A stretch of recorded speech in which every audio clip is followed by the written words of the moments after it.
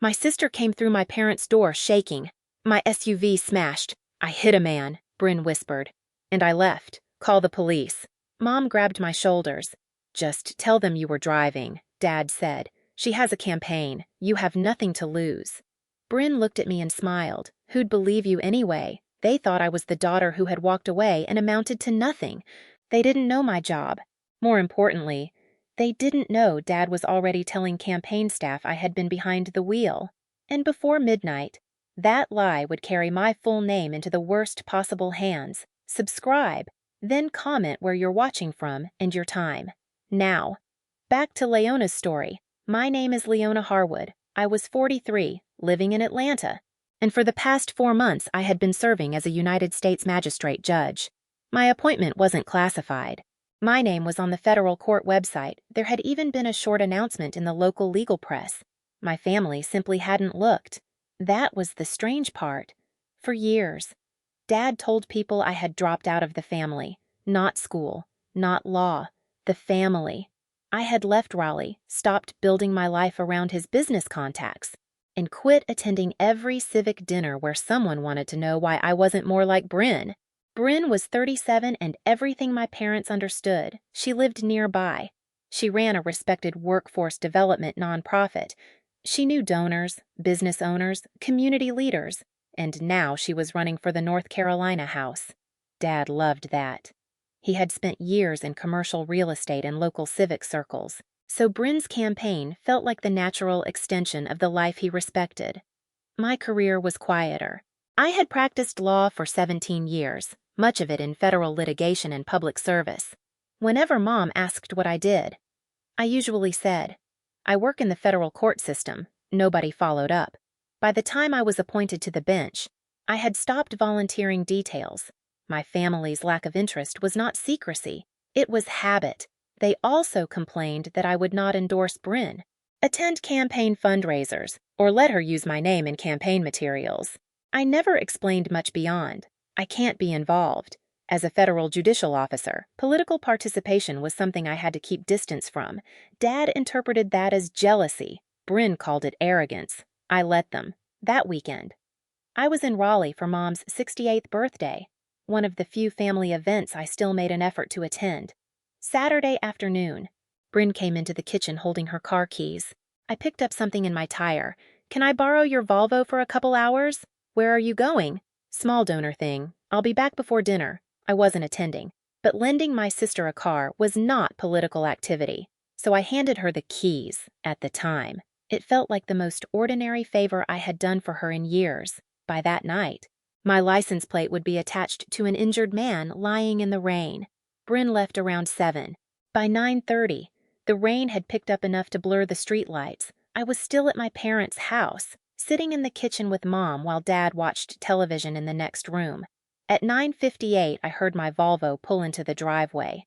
Too fast. Bryn came through the front door without her coat zipped. Her hands were shaking. I stood immediately. What happened? Nothing. Then I saw the car through the window. The passenger side headlight was cracked. There was a dent along the front edge of the hood. Bryn. She looked at me, and whatever lie she had prepared disappeared. I hit somebody. Mom froze beside the counter. A car. Bryn shook her head. A man. I felt my stomach drop. Where? Near Glenwood? Is he okay? I don't know. That answer scared me more than anything else. What do you mean? You don't know. He came out into the road. It was raining. I turned, and suddenly he was there. Did you stop? Bryn's face changed. That was my answer. You left. I stopped for a second. For a second, I panicked. I grabbed my phone. Call 911. Tell them where it happened and that you're coming back. Bryn caught my wrist. No. I stared at her. There is an injured man somewhere, and you don't know if anyone helped him. There was another car behind me. They slowed down. That doesn't answer anything. Dad came into the kitchen. What's going on? Mom said it before Bryn could. She hit someone. Dad looked toward the driveway, then at Bryn. Were you drinking? No. Did anybody see you? I turned toward him. That is not the first question. Bryn started crying. I can't get arrested right now. You don't know that you're getting arrested. You need to report the crash. My campaign is 6 weeks from the primary." Dad's expression tightened. That was the moment I saw the conversation change. Until then, there had been an injured stranger somewhere outside. Now there was a campaign, a reputation, a future Dad understood. He walked to the window and stared at my damaged Volvo. Then he turned slowly toward me. Whose name is the car registered under mine? And suddenly I understood exactly where his mind had gone. Dad looked at the Volvo again, then at me. "Leona, listen to me." "I am listening." Mom stepped closer. Bryn was still crying, but Dad had stopped looking frightened. He was calculating. "If the police trace the plate, they'll come to you first. That doesn't make me the driver." "No, but it gives us time. Time for what." Mom grabbed both my shoulders. "Just tell them you were driving." For a second, I thought I had misunderstood her. "You want me to confess you weren't drinking?" "You don't have a campaign. We can get you a lawyer." Dad stepped in. "She has a campaign. You have nothing to lose." That sentence landed harder than Mom's hands. "Nothing." He waved toward Bryn. "She has donors, endorsements, people counting on her. One headline and it's over. And me, you live in Atlanta.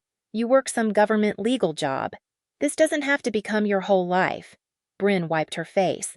Then she looked at me and gave a small, nervous smile. "Who'd believe you anyway?" I stared at her.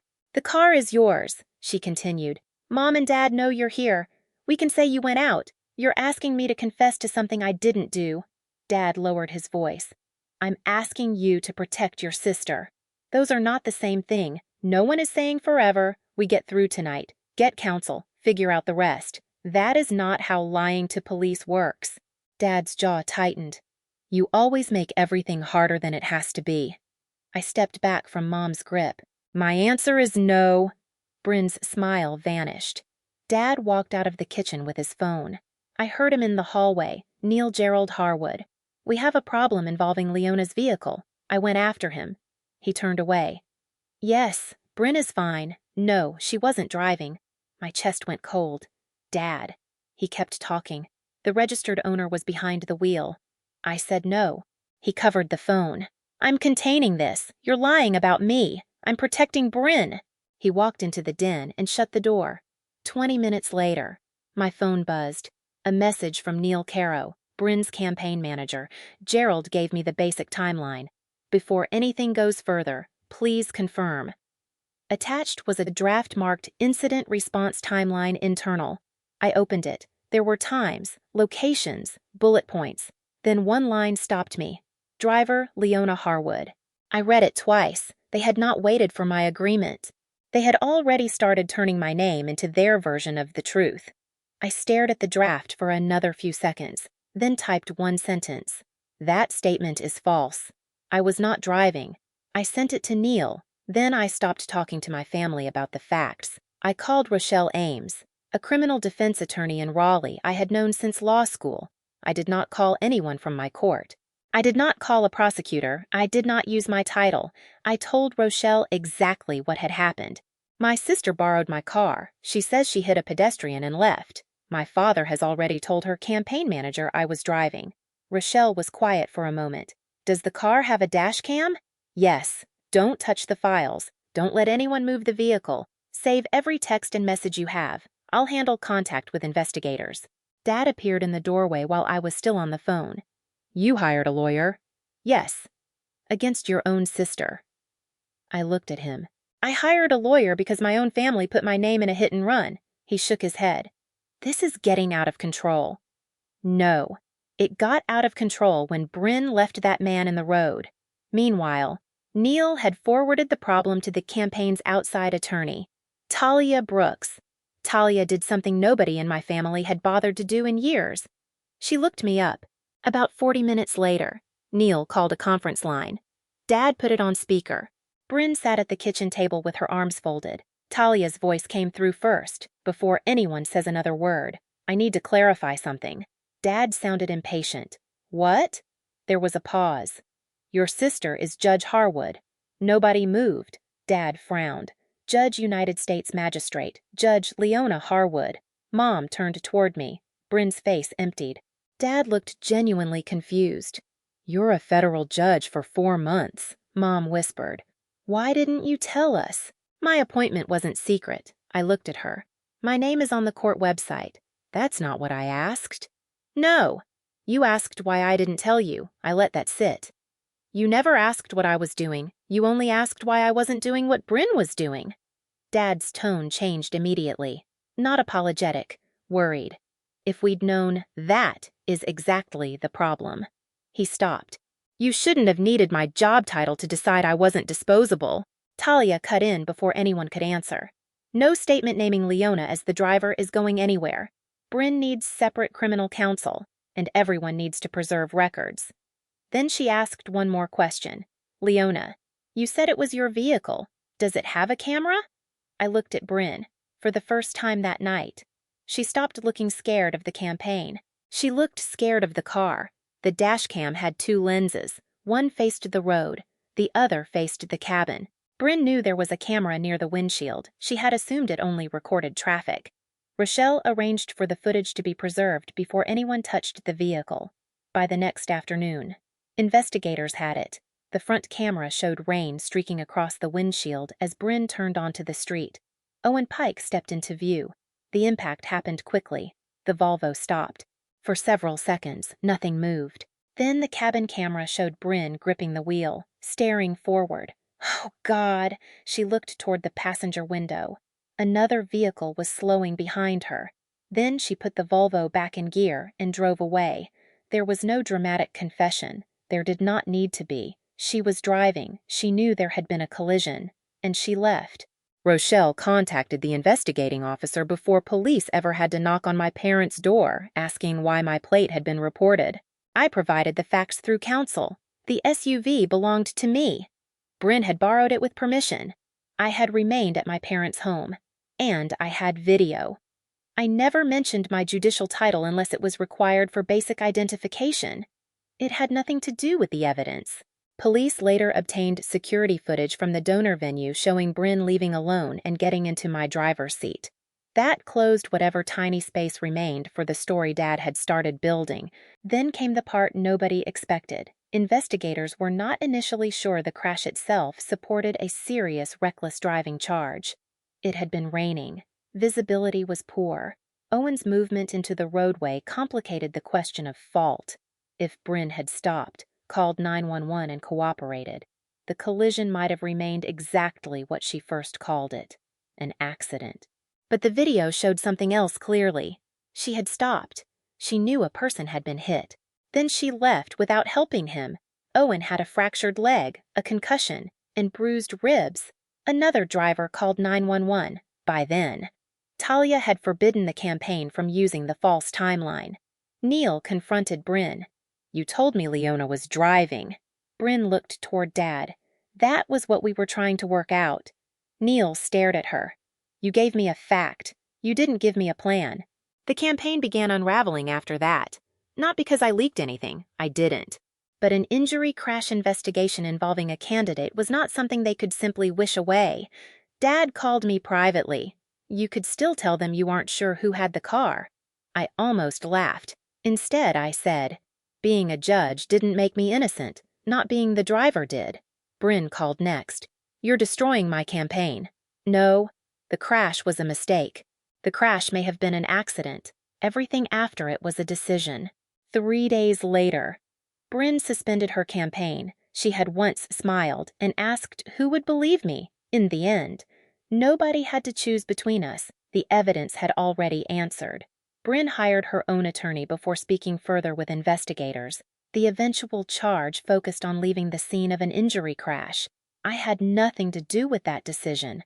I did not call the prosecutor. I did not ask anyone for special treatment. I stayed out of it. The civil and insurance issues moved separately, and Owen spent months recovering from his injuries. My parents were never charged with anything. Talia had stopped the campaign's false statement before it was released, and Rochelle made sure nobody in my family repeated Dad's version to police. But legal consequences were not what finally broke us. A week after Bryn suspended her campaign, Mom asked me to come back to the house. We panicked, she said. Panic explains the first sentence. It doesn't explain the plan you built after it." Dad looked offended. "Families protect each other. Protection isn't choosing which daughter gets the criminal record." He looked away. Then I reminded him of what he had said. "She has a campaign. You have nothing to lose." Dad rubbed both hands over his face. "I didn't know what you had become."